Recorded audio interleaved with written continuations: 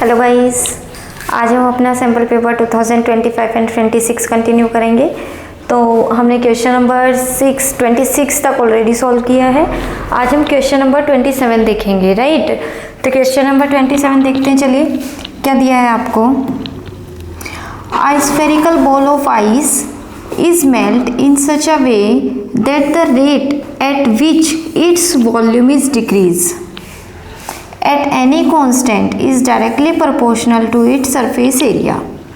Given क्या दिया है आपको कि जो वॉल्यूम है वो डिक्रीज है at any instant is directly proportional to its surface area. मतलब डिक्रीजिंग वॉल्यूम डायरेक्टली प्रोपोर्शनल है किसके, सरफेस एरिया के। किसका surface area, spherical ball, right. Prove that the radius of the ice ball prove that the radius of the ice ball is decrease at constant rate। आपको prove करना है कि जो radius है वो डिक्रीज हुई है एक कांस्टेंट रेट से, राइट। चलिए देखते हैं इसको। गिवन दैट, सबसे पहले हम क्या करेंगे, लेट कर लेते हैं। Let radius of spherical ball be r and volume be v, right. Radius कितना है हमारे पास, स्मॉल r, और वॉल्यूम कितना है v। Given that volume is decreased at any instant is directly proportional to its surface area। That means dv by dt is directly proportional to surface area। surface area of sphere क्या होता है, 4 pi r square, right। dy by dt, इसको हटाने के लिए हमें किसी constant की नीड होगी। सपोज से वो कांस्टेंट क्या है हमारे पास k, और यहाँ लगाएंगे माइनस साइन। माइनस साइन क्यों लगाएंगे, क्योंकि हमारा वॉल्यूम डिक्रीज हुआ है। वॉल्यूम डिक्रीज है तो नेगेटिव साइन आएगा। And 4 pi R square, volume कितना होता है स्फेयर का, 4/3 pi R cube, right. Minus के 4 पाई आर स्क्वायर, राइट। इसको हम डिफ्रेंशिएट करेंगे, तो डिफ्रेंशिएट करते हैं, कितना आएगा, 4/3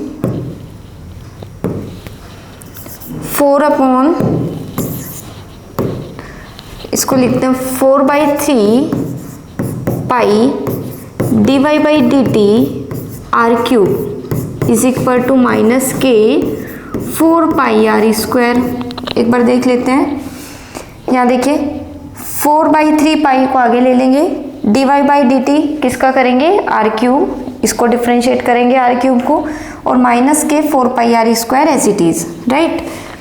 4 पाई बाई 3, इसका कितना आएगा, 3 आर स्क्वायर, और D R by D T, right. क्योंकि हम टी के रेस्पेक्ट में डिफ्रेंशिएट कर रहे हैं, बट ये टी नहीं है, ये आर है, तो इसका अगेन करेंगे। कितना आ गया, माइनस के 4 pi R square.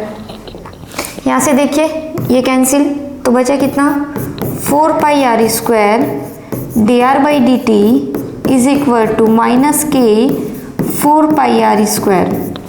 4 pi R square से 4 पाई आर स्क्वायर कैंसिल, तो आपके पास कितना आया, D R by D T is equal to minus K. और यही तो आपको प्रूफ करना है। क्या प्रूफ करना है, proof that radius of the ball is decrease. Decrease है तो नेगेटिव साइन आया, एट कॉन्स्टेंट रेट। तो के क्या है आपके पास, कॉन्स्टेंट है, तो D R by D T is equal to minus K. Thus radius of ice ball is decrease at constant rate, right। Hence proved। यही आपको प्रूव करना था। क्लियर है, ठीक है, ओके। नेक्स्ट क्वेश्चन देखते हैं। नेक्स्ट क्वेश्चन क्या दिया है आपको, sketch the graph of y is equal to mod x plus 1. y is equal to mod x plus 1 का ग्राफ आपको ड्रॉ करना है. देन इवेल्युएट करना है -4 to 4 limit integral -4 to 4 mod x plus 1 dx. What does the value of this integral represent on the graph?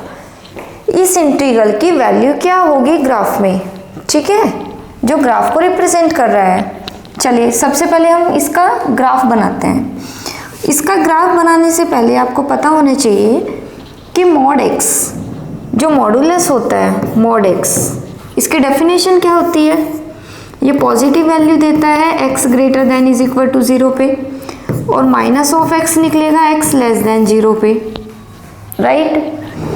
x greater than is equal to 0 पे कैसी value देगा, plus का x, और less than 0 पे कैसी value देगा, minus x, right. अब अगर इसका ग्राफ देखते हैं, ये फंक्शन किसके इक्वल है, y के इक्वल है, मोड फंक्शन. तो यहाँ से y की दो वैल्यू निकली है, y is equal to x और दूसरी वैल्यू है y is equal to minus x. अगर ग्राफ रिप्रेजेंट करें हम इसका, तो y is equal to x line कैसे जाएगी आपकी, ये वाली y is equal to x line, और ये वाली लाइन क्या होगी, y is equal to minus x. मतलब ये ग्राफ हुआ आपके पास मोड x का ग्राफ हुआ. क्लियर. बट आपको मोड x का नहीं, आपको तो किसका करना है, मोड x प्लस 1 का. चलिए मोड x प्लस 1 को देखते हैं. आपको दिया है y is equal to mod x plus 1, ठीक है. तो इसको क्या लिखेंगे हम, ये प्लस वैल्यू देगा कब, जब x, यहाँ देखो इसका क्रिटिकल पॉइंट निकालेंगे, x plus 1 is equal to 0, x is equal to minus 1. तो जब x greater than is equal to minus 1 है तो ये पॉजिटिव वैल्यू देगा, और माइनस ऑफ x प्लस 1 देगा जब x लेस देन माइनस 1 है. क्लियर, ठीक है. अब इसका ग्राफ देखते हैं. x is equal to minus 1 इसका क्रिटिकल पॉइंट आया. सपोज से माइनस 1 आपका यहाँ पे है, तो ये ग्राफ कैसे जाएगा आपका, इस टाइप से जाएगा, ठीक है. ये ग्राफ किसका हुआ आपका, ये हुआ y is equal to mod x plus 1. Clear है. तो ये तो हो गया इसका ग्राफ. अब आगे क्या दिया है, आपको इवेल्युएट करना है limit -4 to 2 mode x plus 1. तो -4 किधर आएगा, -4 सपोज से यहाँ पे है, x इज इक्वल टू -4, और प्लस 2 कहाँ पे होगा, यहाँ पे x इज इक्वल टू 2, ठीक है. ये एरिया आपको इंटीग्रेट करना है. कौन सा एरिया, ये वाला एरिया, एंड दिस वन, ठीक है. अब इसको इंटीग्रेट करने के लिए आप देख रहे हैं कि आपके पास जो लिमिट है वो ब्रेक हुई है. आपको दिया -4 to 2, बट यहाँ ग्राफ से जब आप इसको एरिया कैलकुलेट करेंगे तो आपके पास लिमिट ब्रेक हो गई -4 से -1 एंड -1 से 2, ठीक है. तो इसको इंटीग्रेट करने के लिए सबसे पहले हम क्या करेंगे, इसकी लिमिट को ब्रेक करेंगे. आपको कितना दिया, -4 to 2 mode x plus 1 dx. आप कितना लिखेंगे, एक लिमिट आपकी कहाँ से कहाँ तक है, -4 से -1, -4 से -1, प्लस सेकेंड लिमिट कहाँ से कहाँ तक है आपकी, -1 से 2, -1 से 2, ओके. -4 से -1 फंक्शन की वैल्यू कितनी होगी, माइनस ऑफ x प्लस 1, क्योंकि -1 से लेस देन पे फंक्शन कैसा है, नेगेटिव है. तो इसको क्या लिखेंगे हम, -x - 1 dx. क्लियर है. नेक्स्ट यहाँ देखिए -1 से 2, -1 से ग्रेटर देन पे फंक्शन कैसा है, पॉजिटिव, x प्लस 1. तो कितना लिखेंगे, x प्लस 1 dx. क्लियर है. ना इसको इंटीग्रेट कर देते हैं. इसको इंटीग्रेट करेंगे तो ये कितना आएगा, -x² 2 -x, और लिमिट लगेगी -4 से -1, प्लस यहाँ करेंगे इसको x² 2 plus x, and limit लगेगी -1 से 2. क्लियर है. लिमिट सब्सटीट्यूट करेंगे इसमें, ये कितना आएगा, -1 का square 2 minus of 1. Clear. Next limit किससे रखेंगे हम, नेगेटिव साइन लगा के. तो नेगेटिव साइन लगाएंगे, -4 इसमें पुट करेंगे तो -4 का स्क्वायर बाई 2 -4, क्लियर, प्लस अब इसमें लिमिट सब्सटीट्यूट करेंगे, ये कितना आ जाएगा आपके पास 2 का square by 2 plus 2 and minus वाली लिमिट रखेंगे माइनस लगा के, तो ये माइनस आ जाएगा यहाँ पे कितना -1 का स्क्वायर बाई 2 और ये माइनस इसको क्या कर देगा माइनस ऑफ -1, ठीक है। इसको थोड़ा और कर लेते हैं हम, ठीक है। ये कितना आ जाएगा